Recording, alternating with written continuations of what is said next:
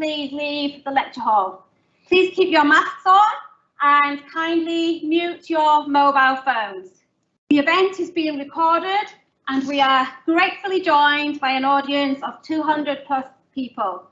If you're commenting online, please make sure you're respectful. Please post your questions as we go. Tag us on social media at Grantham_IC/Imperial Women. Live captions will appear as a toggleable option for viewers on Teams, and tag us on your social media. We start off our panel discussion by introducing ourselves. I'm Karen McCulloch. I'm a senior lecturer in environmental law in the Centre for Environmental Policy here at Imperial.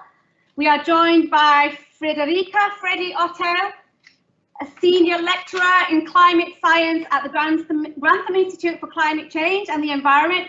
Freddie is a physicist by training and is an amazing leader. She is the co-lead of the World Weather Attribution data gathering effort to analyse and communicate the possible influence of climate change on extreme weather events. This is actually groundbreaking stuff, which is allowing lawyers, claimants, etc., to link cause and effect in relation to climate harms. Our other speaker to the left of Freddie is Dr. Mirabelle Moule, Assistant Professor in Economics at the Imperial College Business School and former lecturer at the Grantham Institute. Mirabelle is the Programme Director of the MSc in Climate Change, Management and Finance, and is also Research Associate in the Centre for Economic Performance at the London School of Economics. Her current research focuses on the economics of climate change, seeking in particular to understand the impact of policies and climate change on firms' emissions, energy efficiency, innovation and competition.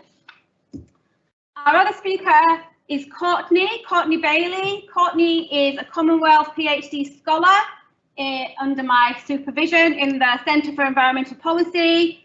Her research focuses on climate finance for adaptation and resilience, climate change, and the Sustainable Development Goals. Her research is on increasing international private adaptation finance flows to the Caribbean small island developing states.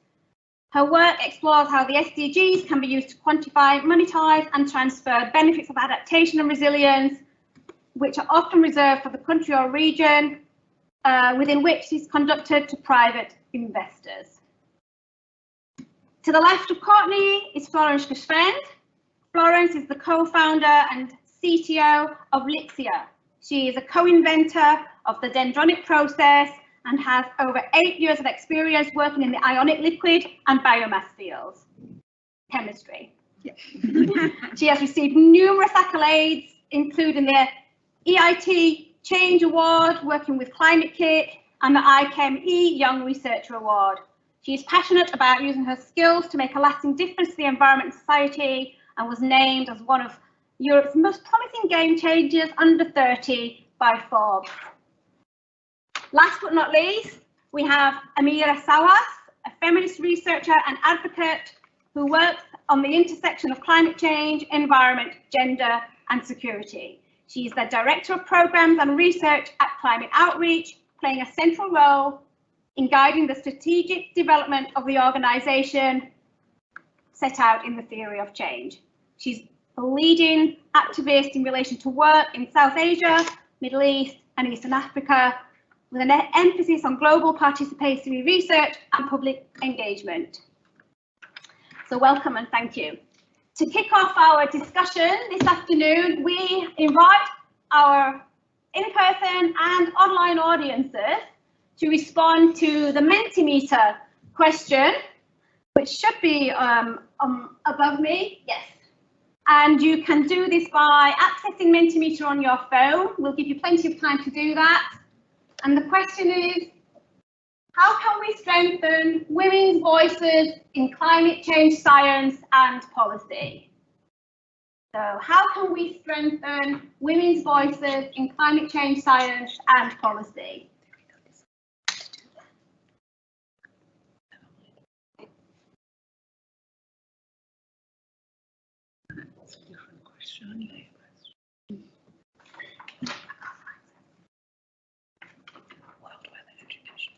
Correction. I think that you've got a different question on your poll. We'll go with the one you've got on your poll.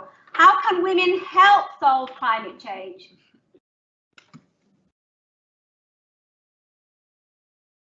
How can women help solve climate change?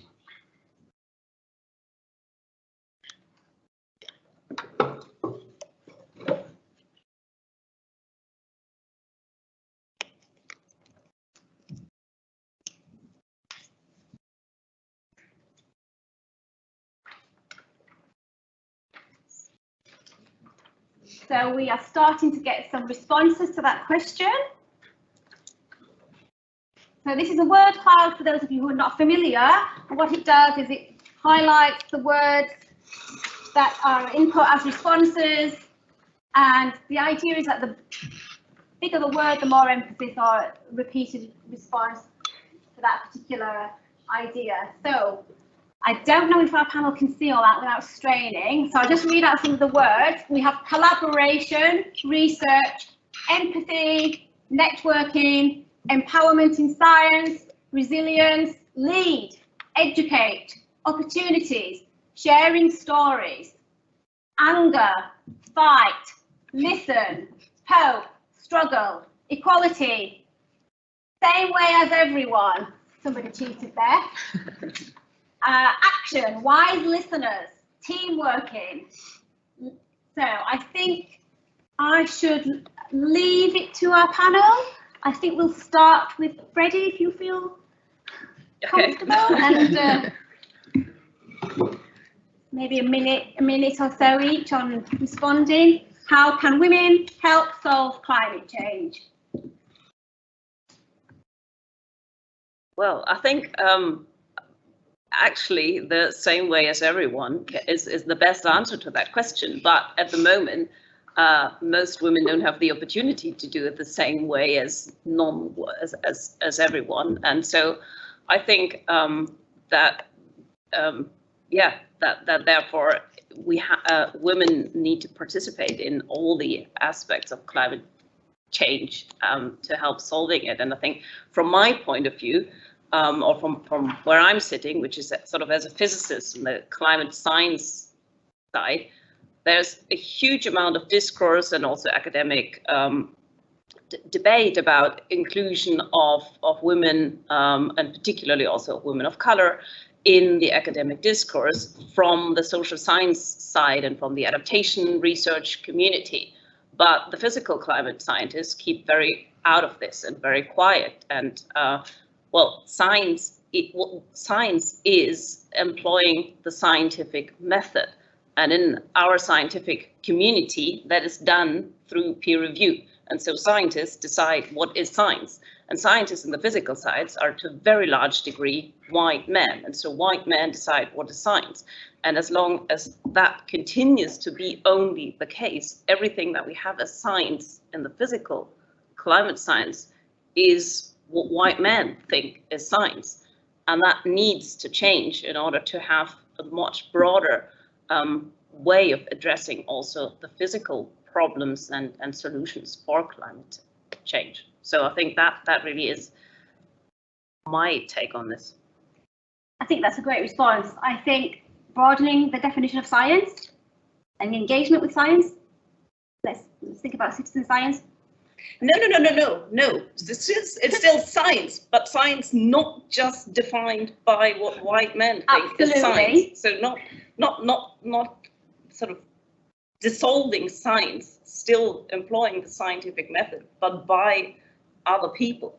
And potentially not just having a board of peer reviewers that are all white men. Yes, exactly. Mirabelle. Yes, I share that. I think what is behind that is also how do we bring women into academia. I remember hearing Mary Robinson a few years ago saying, you know, we all need to solve climate change, but if all the women get involved, that's double the brains in the world who are working on the problem. And I think that was a nice way of putting it. And also that I think women have this talent of bringing people together. And I think if we think about climate change, it's such a complex problem that we need people from all backgrounds and all expertise to work together towards a solution. And so making sure that women are actors and leading that collaboration can work well. And coming back to what Freddie was saying, I think making sure that women see role models like Freddie, a physicist, and think, yes, that's what I want to do.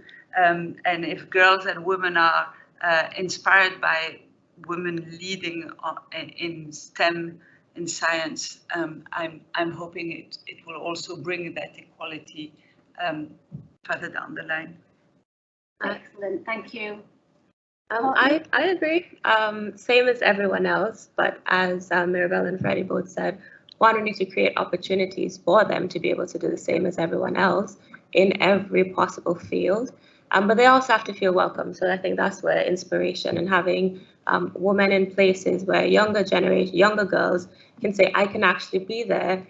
They can work towards that. But more on a practical standpoint, it's for me, having more women involved in climate change negotiations, and not just from the global north, but from the global south, because they're the ones who are most vulnerable and are already experiencing the impacts. So yes, it's about creating a space and creating opportunities for them to be involved in decision making.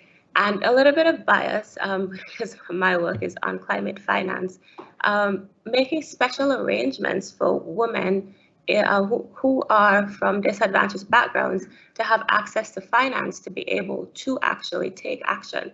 A lot of women in poor countries, they don't have access to that finance, and that's what's key to moving from policy or moving from a thought to full action. So, creating those opportunities is what I think we can get them to do the same thing that everybody else can do.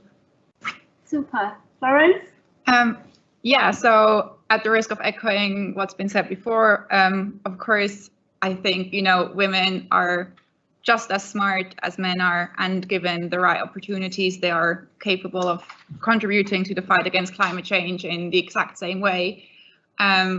As you've heard, I'm the co-founder of a company. I'm very proud to say that we've hired a lot of women. I think we're about 50-50, including women in most managerial positions as well. We're currently building our pilot plant in Sweden. So I realize, we're drawing on a talent pool of a very progressive country where women have had very equal opportunities for a very long time. But we're also looking at a market that is very global, potentially. So we work with residual biomass streams, for example, sugarcane bagasse, which is found a lot in Brazil or South Africa, rice straw, of which there is tons of in Southeast Asia. So we are also thinking about, at some point, entering markets where maybe equal opportunities haven't been around for as long as we've been around with them. So I think as that, we also have a big opportunity to really make sure that we train women so they have, they can participate in a highly skilled job market, which also gives them the economic freedom to then be more independent, contribute in a very meaningful way to this fight against climate change, and hopefully contribute to a better place for themselves and the larger community and all of us in the end. Thank you. Amira?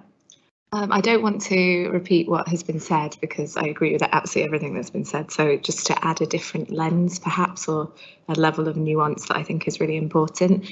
I think one thing that women can and should do more is pass the mic, particularly to women on the front lines, particularly to women of colour who are systemically excluded. So I think what we're seeing now is there has been a debate about the, access for women, but what that debate has lacked is a power analysis of which women therefore get access to negotiations, to spaces, to visibility. So, in particular, white women have a responsibility to pass the mic, and I don't see that happening enough. I see that it's almost like, and I count myself as a very privileged woman as well, and I definitely used to do this, that you're so grateful that finally people want to hear you.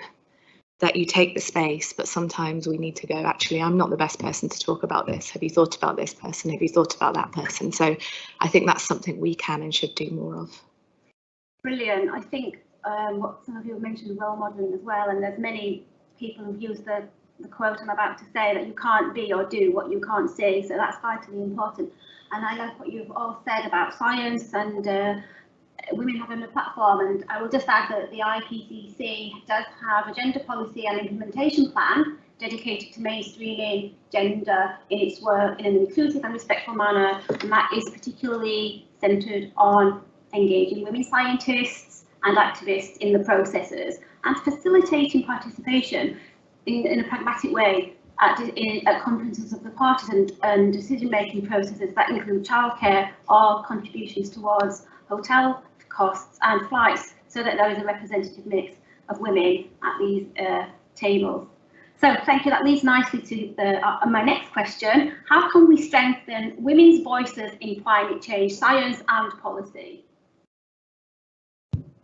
We'll start with Amira. Oh. Just for equality purposes. Okay, thanks. Okay, so I'm a big believer that we need to get to the root causes of why are women excluded, why are different women excluded. I think there's a lot of surface solutions that, you know, sometimes surface and quick low-hanging fruit solutions are important. So I'm not saying we don't play the short game, but we need to play the long game as well. So we need to actually disrupt the patriarchal and colonial dynamics that are going on. And that requires us to be very honest about, you know, it's about power. I'm sorry to keep saying that, but it really is. So, you know, some of the examples I've seen where we can do that. I've done a lot of work in Pakistan, a country that's very dear to my heart and very much experiencing huge impacts of climate change, but also huge innovation and lots of women leaders. But those women leaders are not always given the spaces. You know, you see a lot of manels. And so what I've started to see is some male allies saying, I don't want to be on this manel unless you have some of the women experts on it. So I think having allies who actually will stop and say, no, sorry, not happy with this, or I don't want to take this space is really important. I think the issue of financing is absolutely massive. And, you know, glad to hear it has been raised on the panel. I think if you actually look, I haven't looked at the latest statistics because I know that financing, you know, gender inclusive financing has become more important, or it was always very important, but more of a mainstream dialogue since and around COP26. But before that, the latest figures on finance that actually reach women-led organisations at the local level was something like less than 1%. Can you imagine? So the people who are literally on the front lines, because 70% of the poor in the world are women and girls, the people who are closest to the problems and therefore the solutions are not actually accessing the finance. So we need to disrupt that, the climate finance system very significantly if we're actually going to facilitate women to be able to, you know, actually do, you know, they have the ideas, they're doing stuff, but how can we actually make it happen? We need to give them the finance. So there's a lot of work that's being done on how to reduce those barriers, but I don't think, I just don't think the climate finance systems really know meaningfully what it's going to have to take for them. They're going to have to do business very differently for this money to get to those women. Shall we jump to Courtney? Because that links nicely to your area. Courtney's more of an expert than I am on this. Not really. So I do agree with you. Finance is, as I said earlier, the key to moving from policy to implementation. And one of the things that I would, in effort not to just repeat that, in processes. So we need to start getting women more involved in stakeholder engagement. I just had another thought as you know, following from what you said, which is when we, in terms of processes and what would need to change, we need to start to value those social elements within our financial system more. So for example, right now we just look at what returns are, but if you're able to have a project that helps 70% women, you know, how do we put that into our economic models? And then we'll jump to Mirabel. How do we put that in our economic models and start valuing and appreciating that, because that is value for a country, for people, etc. So that's, you know, that's one of the things we need to start doing, in addition to giving space, but also valuing women. That might not sound too good, but putting a value to some extent on on those social elements. But just to add in terms of how do we get them involved in policy, stakeholder engagement. So when you're doing projects, at least 50% of your stakeholders should be women, and you need to account for what their needs are. So one of the projects I worked on in Antigua and Barbuda is they were looking at how to climate-proof their key infrastructure assets, for example, schools that would be used as hurricane shelters, and they had a large percentage of women to feed into that process. Why? When they were thinking about how do we design our bathrooms, what is needed, they have to think about what women have to go through, which is they have children and they have young girls as well, and they're also going to be men in those rooms. How do we ensure that there's no abuse? How do we give them the facilities that they need? So I think stakeholder engagement is key, and also just going more to the negotiation side of things. As we lead up to the GSC, which is the Global Stocktake on Progress, I think it's really important that we also start making sure that we have their perspectives in the GSC. What does progress look like for women? And that will really show us how much we're being left behind in a lot of things. Super. So, Mirabelle, you were already nominated. I'm not sure I'll talk about economic models or everyone will be asleep soon. But I think the thought that comes to me when Courtney is speaking is thinking of climate finance is there's often this disconnect between thinking about the people, often are men, who are taking financial decisions in families, in communities, and the women who are actually going to be using it. So the example that's often used on climate in the global south are cooking stoves. So there are cooking stoves that are much more energy efficient, a solution or a mitigation solution of emissions, and also much better for the health, in particular the health of women who are cooking. But there are development projects where the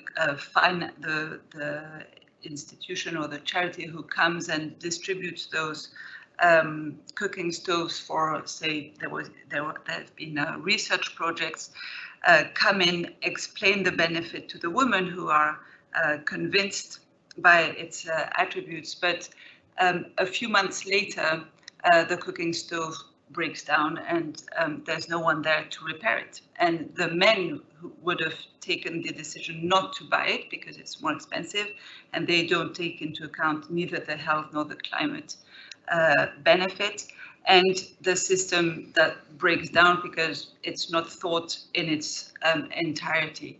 And so I think there's a lot of innovation that has to come into climate finance to integrate the elements of information, life cycle analysis, and highlighting the not only the short-term cost but also the long-term benefits.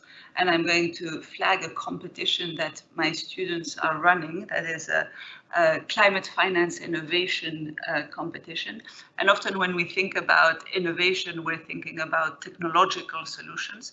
But I think that's very exciting about climate finance. It's not just white men in suit. That's one aspect that many people have for when thinking of finance. Here we're talking about a very moving and innovative space where by taking those elements and putting together new ways of financing change and integrating, as Courtney was highlighting, the women's perspective on those, that can be a really powerful tool to changing. So I'm deviating a bit from the question, but that's my thoughts. I think great. I think we go to Freddie, if you have some comments.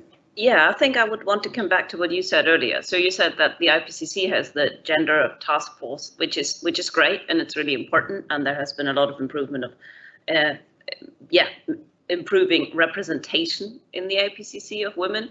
But I think what is still happening when actually decisions are being made, and especially if you have to have difficult decisions, then the decisions are made based on who shouts the loudest. Mm-hmm. So the way we talk and the way we discuss and the way we, when the doors are closed, come to do things is still based on very typical masculine behavior and women emulating that behavior. And I think if we really want to go from representation to proper participation, we need to change these structures, and particularly also those of us who are successful women in a very patriarchic society who are very much embodying the same characteristics that come from this. So we have to force ourselves to unlearn patriarchy ourselves, which is very hard. But I think that is unavoidable if we really want to have proper participation and not just parading the successful women on the 8th of March, but actually have them involved all the other days of the year. Yes, we need authentic change, and this is rooted in systemic hegemony, the patriarchy, access to resources, access to decision-making processes. I liked your input about cook stoves. To me, that you talked about Western white people offering an alternative in their eyes, healthier, more climate-friendly cook stove, but I wonder how much consultation actually went on with the users of cook stoves as to their preferences, their cultural norms, their traditions and history, beyond the specific interests of the people that were trying to persuade them to use them. This leads nicely, I think, to the next question, which I will orient towards Florence. It is about innovation, and the rest of the panel, of course, can jump in. As most of the tech innovation components are already falling into place in relation to climate change mitigation, how can we advance bottom-up women leadership to push forward the implementation of solutions in our communities locally and globally? I think it's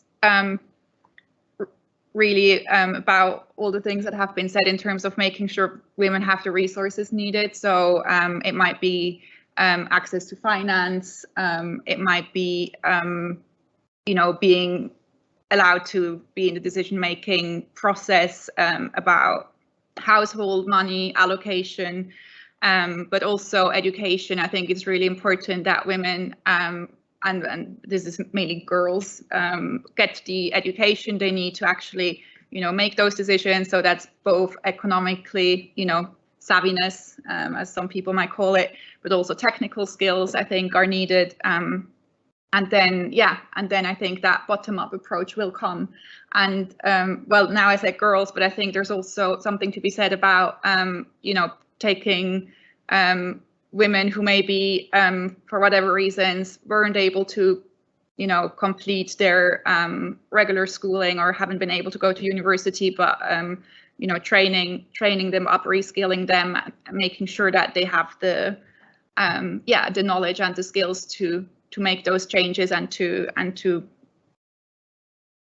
take those innovations. Not everyone has to reinvent the wheel, right? Sometimes it's just about learning about something that other people have developed and adapting it to your situation, and education is super important, I think. Would anyone else like to comment on this? Well, I think I just want to very briefly add that when we talk about technology, it's usually people think about a big piece of kit or a big dam or something, and that's also what a lot of the development projects are funding. But all of these are not actually helping many people, or are actually leading to maladaptation if they are not sort of thought through in a meaningful way with everyone involved, and if there are not governance structures that actually make sure that the projects and that the adaptation is the right one for the problem. So I think investing in governance structures instead of thinking about short-term technological project is much more important for adaptation than what people mostly think about when they think about adaptation, what's mostly talked about when it's talked about adaptation, which is sort of, technological solutions are not, they don't lead to anything if there are no governance structures in place. And so the social adaptation, I think, is crucially important. health systems, education systems, that kind of stuff. I think we really need to focus much more on that, even though it's much harder to finance because it takes longer to be implemented. But that ultimately is, without that, we won't get there. I think as well, when we sit here in our South Kensington Lecture Theatre in London, England, we need to expand our minds. There are women in communities where there are phenomenal feats of innovation taking place through necessity that are not motivated by the honour of a patent or a trademark, are not motivated by a triple bottom line, but are born through necessity. And it could be innovation related to how to clean water, how to conserve mangroves, how to be resourceful in relation to adapting for the sheer need to survive and to look after families. So there are so many innovators, and I think we need to pay more attention, not to steal their ideas, but to bring them to the table, to respect them, to value their research and ways of existing, and that may hold benefits to many communities throughout the world. And Amira, I'll bring you in there because you're a little bit more experienced in working all over the world. Thanks. Oh, there's so much that I could possibly say there. It's quite hard to know where to start, but I think innovation is happening all the time. I think it needs to be recognised and funded. One of the challenges that I see quite a lot is women from countries that, are maybe marginalised, having their ideas actually stolen. I do see that quite a lot, and I see women stealing women's ideas. So I think we need to be really respectful of what somebody puts into an idea, whether we value it or we think it could be better is something else. I think women's leadership, it's just happening everywhere. I don't think women aren't doing stuff. Women are doing awesome stuff. Like the first university in the world was created by a Moroccan woman. I don't know if anybody knows that. Fatima Al-Firi, her name was.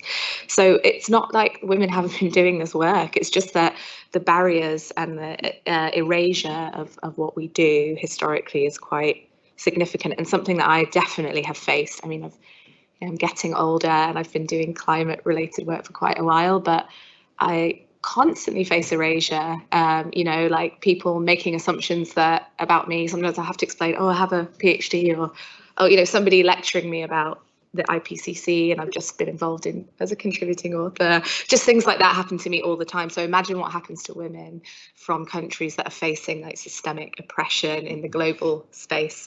I've also noticed that there are amazing civil society organisations who do amazing things, and that gets very much marginalised. So, whose knowledge counts, I think, is really important on this. And sort of echoing what Freddie was just saying, like one of my roles in contributing to the IPCC, one of the chapters, was to bring in like literature and work from women-led organisations and other organisations around the world. And it's so hard to get academics to buy into it because it's not been through a journal peer review process.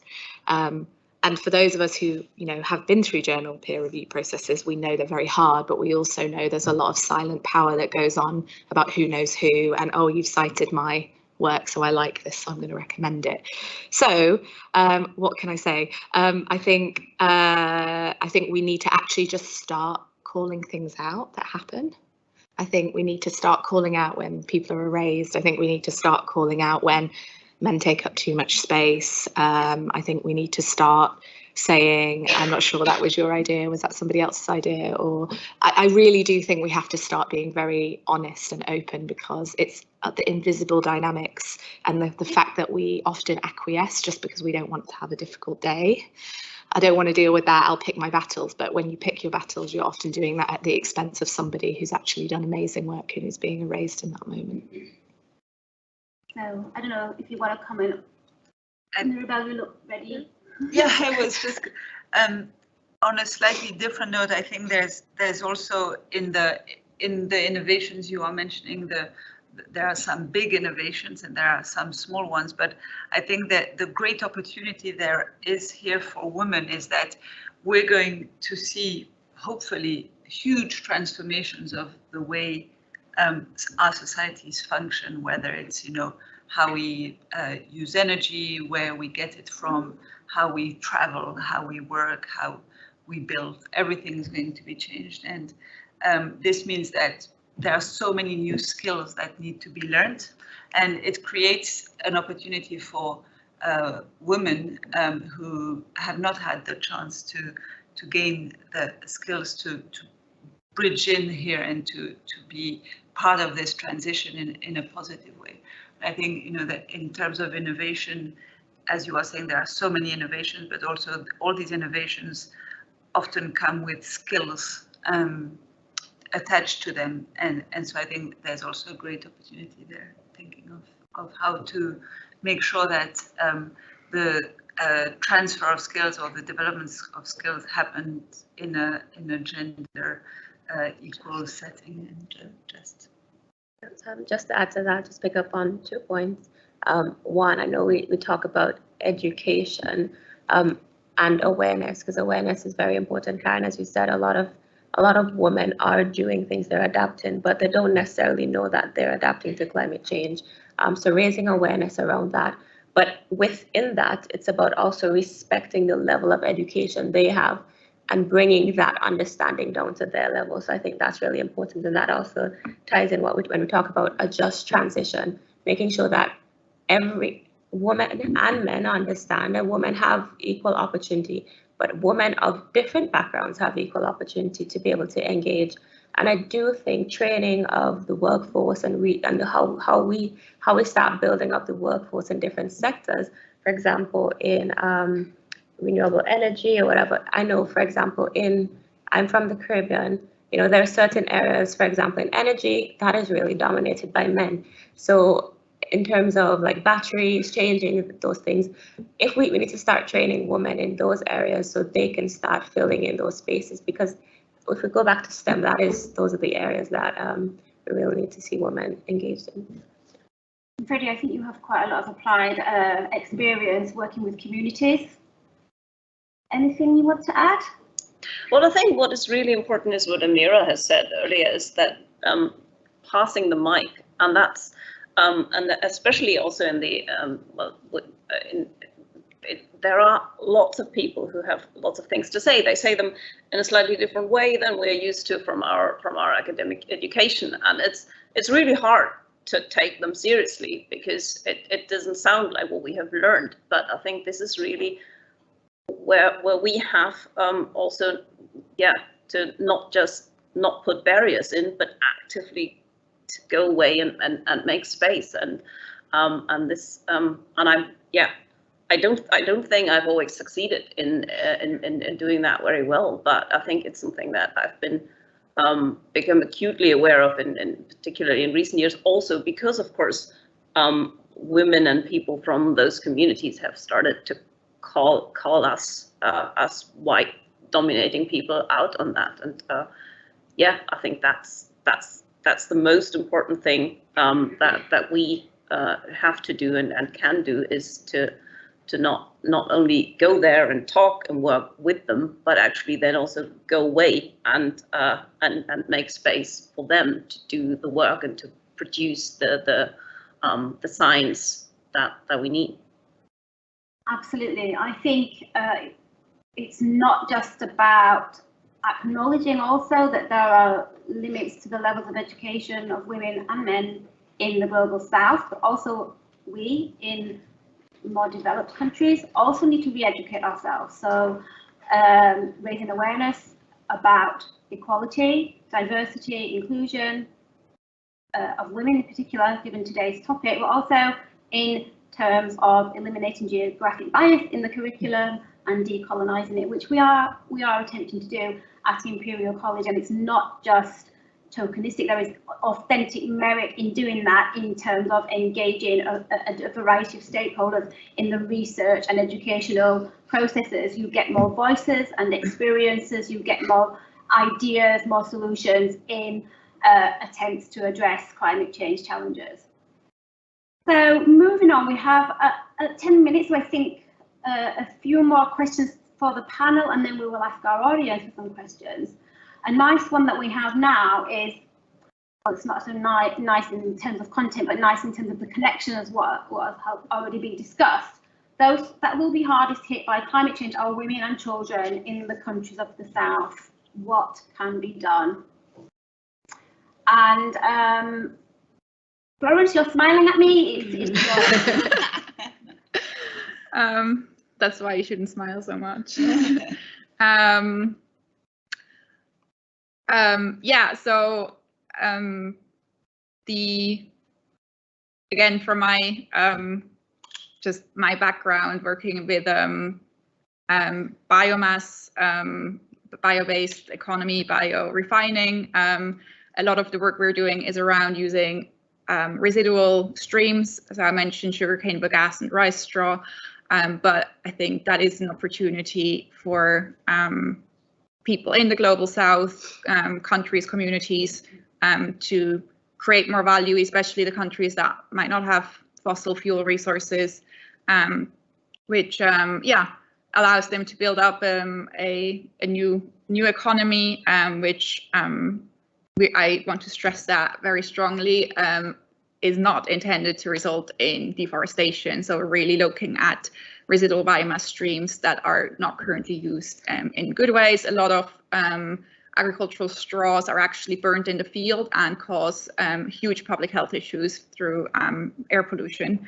So, but actually that kind of like ties into some of what was said before. That's really something that needs a lot of engagement with the local community, because that's not something where you can just build a factory and the straw will magically appear at the gate. It's something that requires a lot of engagement with the local farmers.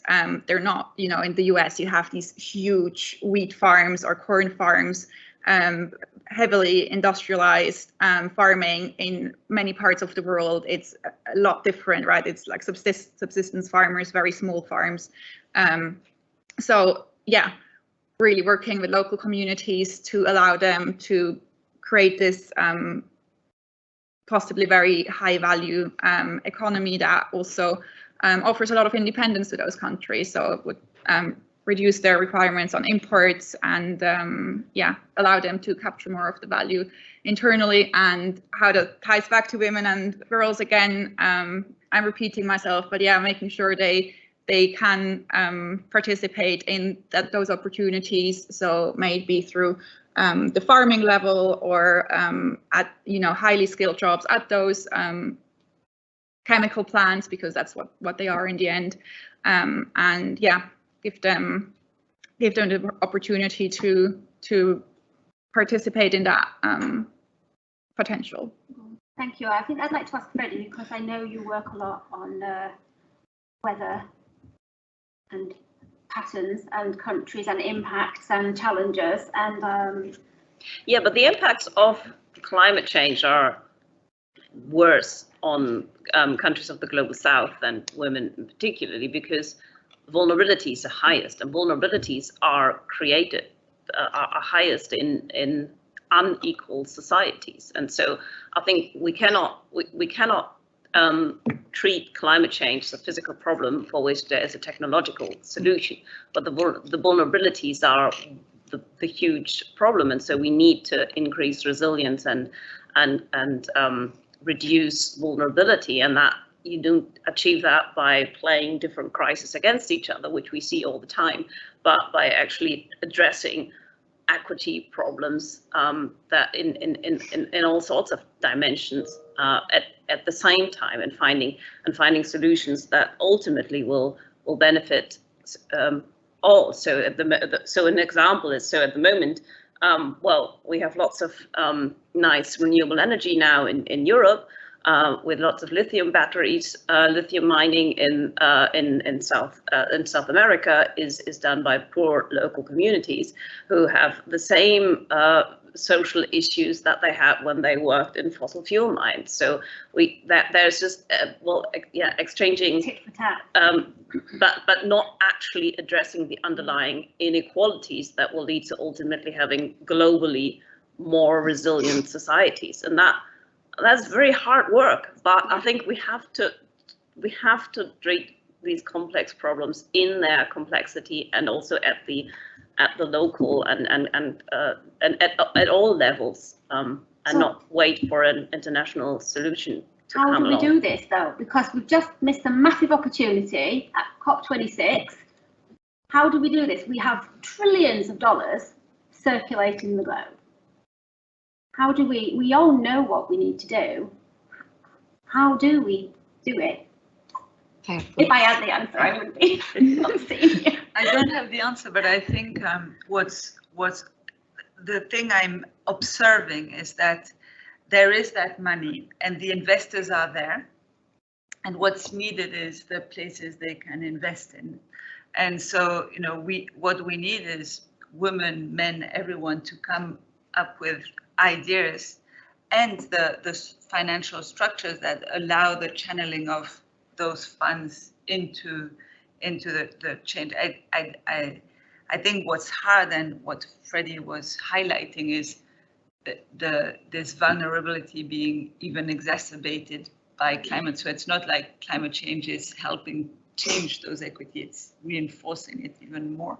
And so, but I'm quite an optimist in that. I think looking at the financial world since we created the masters on climate change and finance at Imperial, is we're seeing like a huge shift of big financial institutions really taking that question seriously of, I mean, one, how do we measure things? How do we make sure that those we invest in are telling us, are showing us the real numbers, are disclosing the fact that the lithium mines are not. So all of that information and transparency, I think, is a huge challenge. We're going in the right direction, but there are huge stumbling blocks ahead, I think.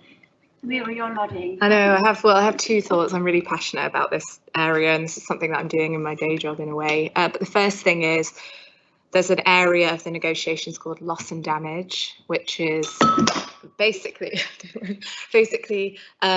it's an area of financing that would, you know, in theory, allow quick access of funds to countries facing disasters.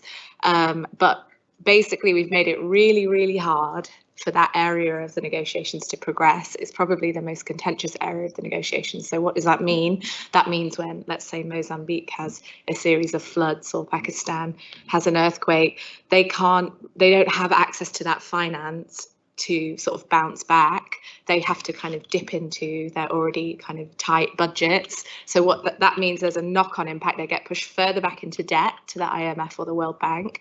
And where are the first areas of finance that they deprioritize? Often it's things related to women's rights, like education, transport, and so on. So we really need to pay attention to this area of the negotiations. It's really, really, really important for addressing women's vulnerability, because when you experience repeated shocks and stresses from the climate, and you're in the most vulnerable group because maybe you know, your livelihood is related to the climate or weather, or is precarious for other reasons, then you just keep getting pushed back into a cycle of vulnerability, and there's nothing you can do.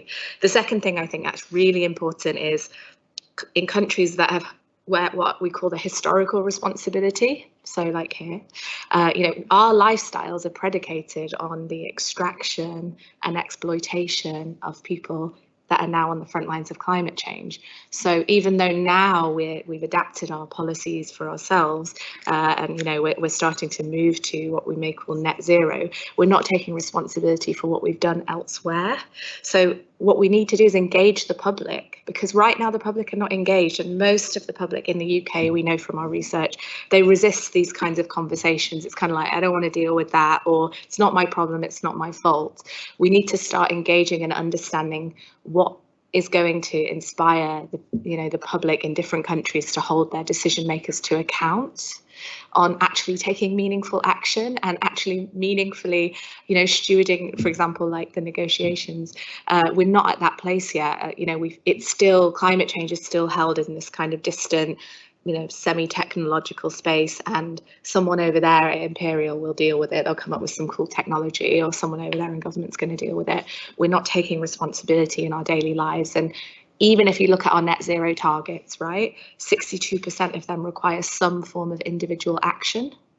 And 30% of global emissions, the household level is responsible for them. So we have to take action ourselves, and we're just not engaging people in an effective way so that they want to, or they feel inspired by it. And I think that comes back usually to education. Mm-hmm. Definitely for people in countries that we think are well educated, because they don't step back and think about resource acquisition and consumption, manufacturing. It is coming up to 43 years now since the Convention on the Elimination of All Forms of Discrimination against Women was agreed in 1979, 43 years ago. And in its preamble, the Convention explicitly acknowledges that extensive discrimination against women continues to exist. That was in 1979, but I still think it holds true in 2022. It emphasised back then in the 70s that such discrimination violates the principles of equality of rights and respect for human dignity. As defined in Article 1, discrimination is understood as any distinction, exclusion or restriction made on the basis of sex in the political, economic, social, cultural, civil or any other field. I think in 2022 we've had this wonderful conversation with our panellists. We're privileged, we're educated, we're in a safe room in South Kensington, and we still face the challenges of political and structural hegemony, capitalist hegemony across the globe. We've got ideas, we all know what needs to be done, but the challenges are in actually doing it. I think short of actually becoming prime ministers, presidents, it's a very challenging path ahead. And on that note, I would like us to take some questions from people online. I think I have to do it on my phone, and also from our audience. So while I'm figuring out how to work Teams on my phone, the floor is yours for those of you in South Kensington. And Lady, yes, you had your hand up first, so I think we need to bring you a mic and then direct your question either generally to the panel or to a particular panelist, please.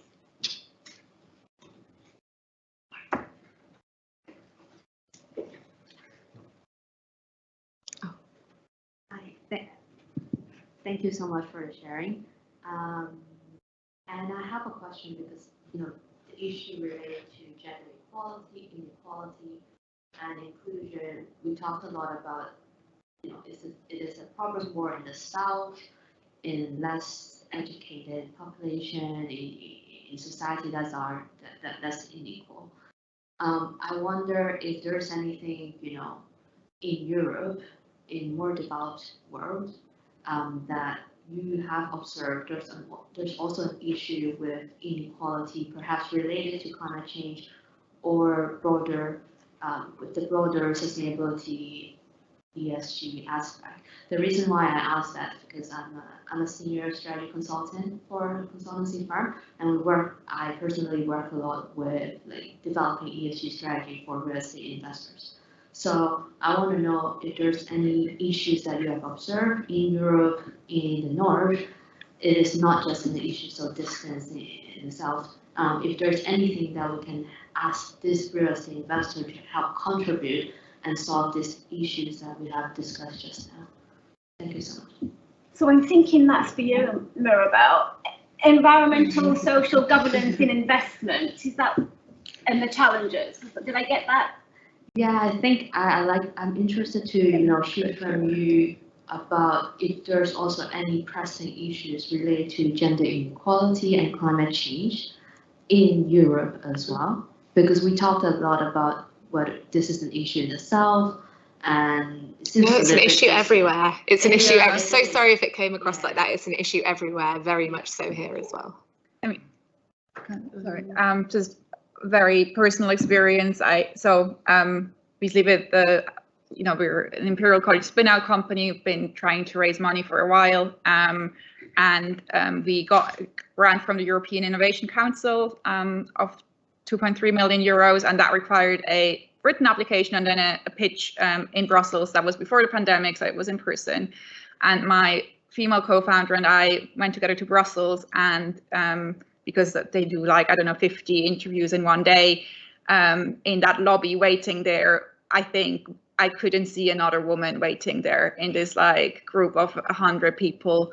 I'm sure there might have been one somewhere that I just didn't see, but and that specific call wasn't specifically around climate change. I know they did one afterwards, and I think they did also introduce a quota for women, because it was the success rate of or the number of grants given to women-led teams was so appallingly low that the European Innovation Council then did decide to put in some sort of quota, and I also participated in like a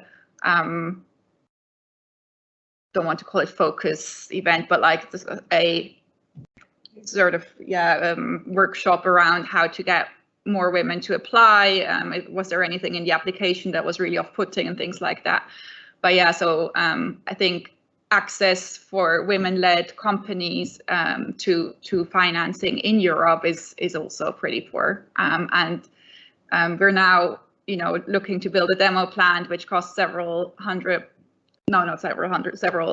tens of millions probably of euros, and it's very difficult to find financing. I don't know if it's because we're women, because I don't have the control experiment, but yeah, there's certainly places for money to go in Europe for climate change innovation driven by women. Just a personal experience. Can I jump in?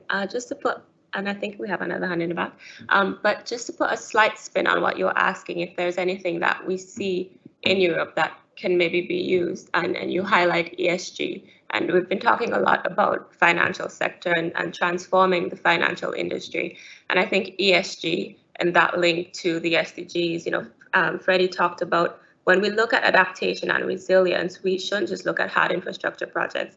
It's about those governance systems, those addressing social issues. Now, ESG gives us an opportunity to start valuing that a little bit more. So I do think we are seeing some opportunities or potential to change the financial system. So that is one way to look at things in Europe in a positive light, and how we can start to mobilize capital to these countries. Because one of the challenges we hear, especially, and that's where women get left out, they want bankable projects, and what bankable means is just money. It makes financial business sense, but it doesn't really account for all the social, economic, ecosystem benefits. So by having that ESG element being developed in what we say the global north, that gives some potential opportunity for assisting and mobilizing capital to the global south. I think this is a really good point, that ESG has the S for sustainability. And for example, all the ESG measures that are currently discussed when I'm talking to the finance sector people who are talking about discussion, it's about measuring carbon. But for example, it's not about measuring corruption in where you invest, which you can measure as easily and is a very, very, very good indicator of good or bad governance, which is a huge lever in getting actually adaptation to work, but it's not something that even comes up. So I think this very typically, at least traditionally typically masculine technological view is very much reproduced in the ESG discussions that are happening now, and in the ideas and measures and metrics for ESG. So I think that there's huge potential to broaden that, and I think if there would be some more women involved in that and some people from other backgrounds, that might that would be a way to improve that. And the good thing is, in the G in ESG is governance, so there you get it. Anything that's going to improve governance should be accounted to. Good, thank you. I want to take a question from one of our online viewers before we cut out the feed. I'm hoping we can continue to keep the online link going a little bit, and those that need to jump off will do that in their own home or office. A question: do you think that the discourse of vulnerability reproduces the norms of gender? Oh, Amira, you're nodding. Yes. Yeah, there's actually a really good paper on this by a Swedish academic called, I think, Seema Aurora Johansson. She looked at discourses of virtue and vulnerability in climate change and how they were sort of associated with women, sort of this suggestion that women can never do anything wrong, and also they, you know, they're just victims all the time, and that is very dominant in the climate space. But I think it has shifted recently. I think there's now more of a conversation around agency. I think we have to acknowledge there are systemic barriers, but I think we also can acknowledge, you know, that women are doing awesome stuff, they're just not being seen, or they're not being facilitated, like we're talking about today. So I feel like our conversation, I hope, has moved out of that space, but historically it has been a bit problematic. Yeah. Anyone else? Well, I think it's still, it definitely is the case. And we have also today not really talked about men and educating men and different role models for men, which of course is crucially important. It's not, it's not enough if just the women try to participate and be involved also. Just, that sort of traditional masculine roles and role models need to change as well. I think that's, and that we not talk about this, and that we haven't talked about this, and this is also not talked about in the vulnerability discourse, is, I think, a big sign of that we are reproducing these stereotypes. Can I just add one thing to that, which is, you know, and this is very common for women who are outspoken anyway, but particularly women of colour. Like when you start, like I've taken a political position in my own life to use my privilege to call things out, because I have a lot of privilege and the consequences for me are not that bad. But the things that you face in response are, you get called aggressive, you get called difficult, you know, all this is actually these are really damaging narratives, and it's a response to the vulnerability, the social norms that women are vulnerable, you know, that when we're strong and we're vocal and we talk about what we want to, you know, we want to be heard, we get told, oh, you've gone a bit far there. And I think we need to, anytime you see a woman of colour being called aggressive for having a perspective, you need to call that out, because it is so systemic and so common. And so many women of colour I know have just said, I'm tired, I don't want to keep dealing with this, I'm too traumatised, I'm just going to back down and just get on with it. And that is really, really problematic. I think when you see the younger generations, because I consider myself old now, actually, I see that in Europe, at least, there's a really awakening of boys and young men to the issues of diversity, gender equality, and about the things we've mentioned. And I think the challenge is to replicate that in other parts of the world. And I think it's a great point you're making, educating men. And I've witnessed a few times actually men mentioning that they don't want to be on these how do you call that? Manels. So I see progress, and I'm really quite optimistic when I see younger generations, but I think the problem is to sustain that through time and geographically. It's not easy. Yeah, feminism and equality is not just about women. You know, men can be allies of women. Feminism is open to male supporters. It's interesting to see what one or two male identified, I think, people in the audience today. I think there are the majority of participants online are female, and we know all of the things we're talking about. We are not the ones who kind of need to step up and make changes.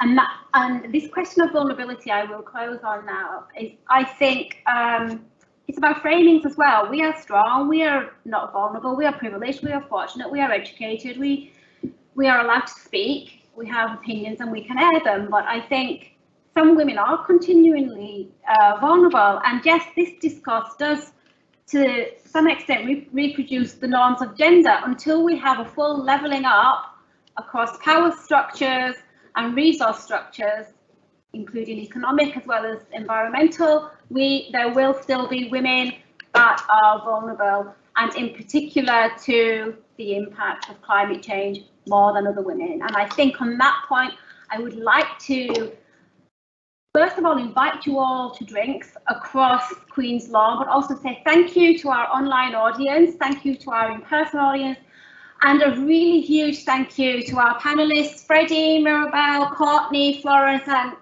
Amira.